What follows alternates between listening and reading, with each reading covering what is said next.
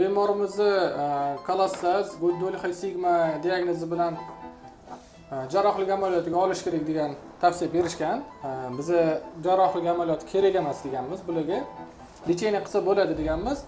Boshqa joyda bularni vaqtda ko'rsak bo'ladi. Ichagini chap tomonini umuman ishlamayapti, absolyutni ishlamayapti degan.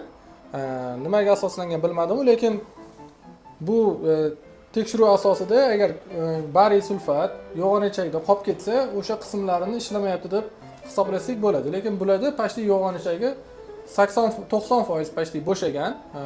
Ozgina sigmasi, to'g'ri sigmasi ichakni oxirida qolib ketgan-u, lekin bu strashniy emas. Ichaklari to'g'ri uzun, tabiiy holatda uzun, odamning har hamma ichagi uzun bo'lishi mumkin.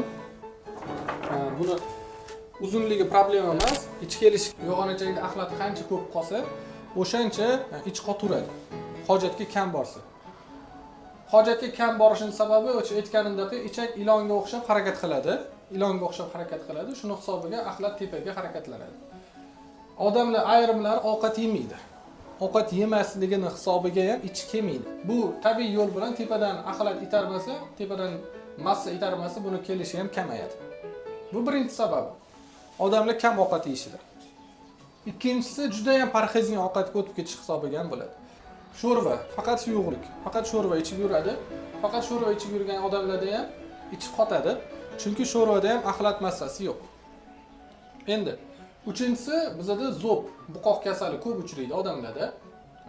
O'zbekiston hududida dengiz bo'lmaganligi uchun buqoq kasali bor kasallarda, bemorlarda silliq muskullar harakatlanishi susayadi. Zo'b bo'lgan kasallar. Ichaklar silliq muskullardan tashkil topgan.